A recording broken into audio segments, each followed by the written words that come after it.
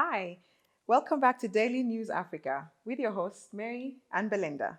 It's been an interesting week, and as usual, we've put together some of the interesting stories making headlines in and around Africa. Yeah, and speaking of interesting, um, this week in Nigeria, we had one of the officials suddenly collapse during a corruption probe in the parliament. Take a look. A Nigerian official collapsed on Monday during a televised parliamentary hearing held as part of an investigation into allegations of mismanagement at an organization with a remit to foster economic development in the oil-rich Niger Delta region. Daniel Pondei, who is the acting managing director of the Niger Delta Development Commission (NDDC), was taken to hospital after slumping forward in his chair during the session in which he gave evidence to the panel. Lawmakers in the House of Representatives, the lower chamber of parliament, are investigating alleged corruption around procurement at the NDDC, a government body over 20 years. The probe was ordered by President Muhammadu Buhari. I mean, Mary, come on. Did that guy really do that? I Listen, did. corruption is bad, guys. It's bad. Also, I mean, this guy decides, okay, we're going to do this. It's a conscious decision when you decide to go and misuse government funds. I think it's convenient that that happened right in the middle of a probe. Did guys, did he really faint? Did you watch how all that unfolded? You know, he started by feeling a bit of a temperature, Oh yeah, maybe he a had his hand on his headache, forehead. and then guys, now the banger for us was check out just let's take it back Yes, and watch the the CPR CPR. or Yeah, the first aid he was given. Check that out.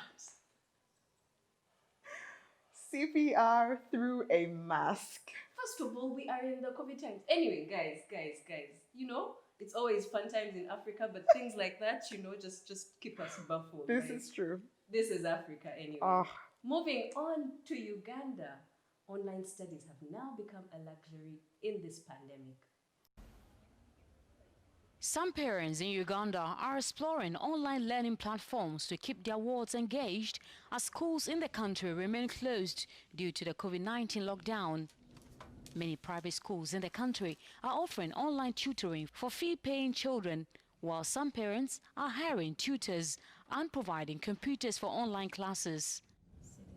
On the other side, parents who can't afford this have resorted to skills training, like Susan Acheng, a mother of three. She's training her boys on pig farming, making every day some sort of learning experience for her children. So me, I have some project of mine. They go at the farm and they help me. So that's the way I'm maintaining them. I was not going to school because of the disease of coronavirus, because our teachers told us, but today we are not going to school, but I was very sad. Now, when I'm home, I help my mother to clean pigs, giving them banana peels and water. look at that.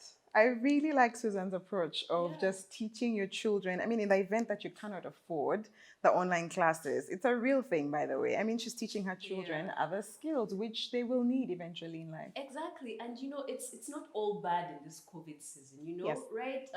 Online studying has definitely become a luxury with, let's say, the challenges of technology, access to technology, Yeah. and access to internet, Yeah. which is understandable. But there's more that your kids are going to need. Like there's so Absolutely. much in adulting that you didn't learn in It's school. in a class, exactly. So much you did not learn in the classroom. Yeah. So, besides, who better to teach you than your parents? Actually, it's Yeah. pretty impressive. Meanwhile, moving over to Zimbabwe, 100,000 people have been arrested for violating the lockdown rules. Check this out. More than 100,000 people have been arrested in Zimbabwe since March for violating regulations aimed at curbing the spread of coronavirus. According to police, around 1,000 were arrested in the last 2 days for unnecessary movement or for not wearing face masks.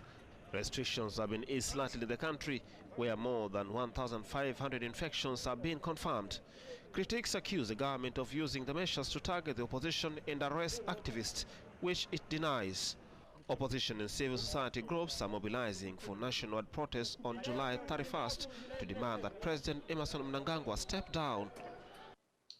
you know, sometimes we do too much in enforcing the law. But again, guys, I agree with the law. I agree with the police. I agree with what they were trying to enforce. Yeah. Guys, COVID is real. COVID-19 is real. It may not be as bad as it seems, you know, but why are you out without a mask? Like, and that's being selfish, because you do not only expose yourself, but you expose your loved ones. You get it? So Yes. why are we moving around without masks? How about we just follow the law? Belinda, what do you think? Well, you know, I see your point of view, but Yeah. also I'm just thinking, as a country, it's Zimbabwe. They've been through a lot. I mean, just last week they were dealing with a diarrhea outbreak because, in addition to COVID. So my thought is, do you have the capacity as a country to manage 100,000 people inside a prison?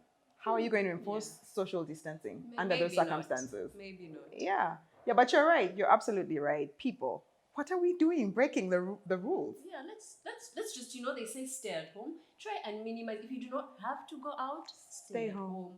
Wash your hands. If you are out, wear your mask. Generally, protect yourself. It's not just you you're protecting, but your loved ones, and you know, the country at large. Yes. So, because if you stick to the rules, then everyone else is safe. Yep. Now, moving on from Zimbabwe, where people are getting arrested, Rwanda is making such big strides towards the fight against COVID-19. Yes.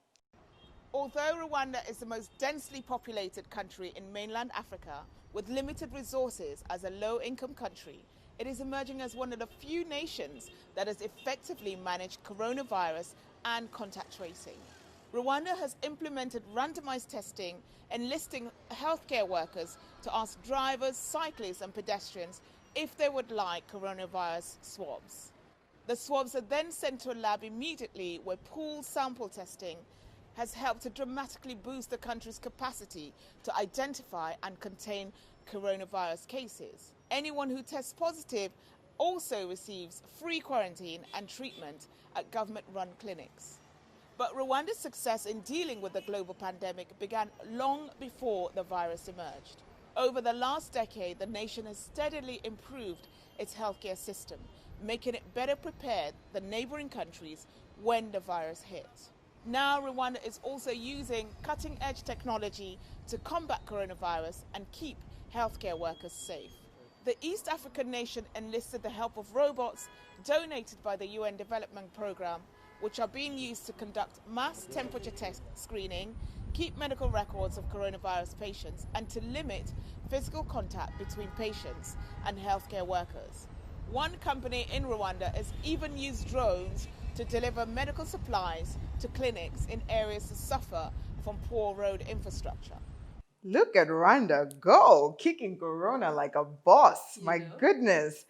While other countries have been a bit more reactive in their approach towards dealing with the virus, this has been a work 10 years in the making, Mary. Yes. 10 years they have been improving their infrastructure and just getting themselves ready for, I guess, such a time as this. Yeah, and speaking of infrastructure, the drone technology that they talked about in the video was actually something that was there a while back. Really? To be able to deliver medicine to guys in the remote areas. That's imagine how impressive. handy that has come in in a time like this, where we're trying to minimize contact with each other. So it's great stuff. Kudos to Rwanda. Yes. You know, all the other neighboring countries really need to pick a leaf, generally in terms of us just being proactive and, you know, protecting the citizens and things like that. But kudos to Rwanda.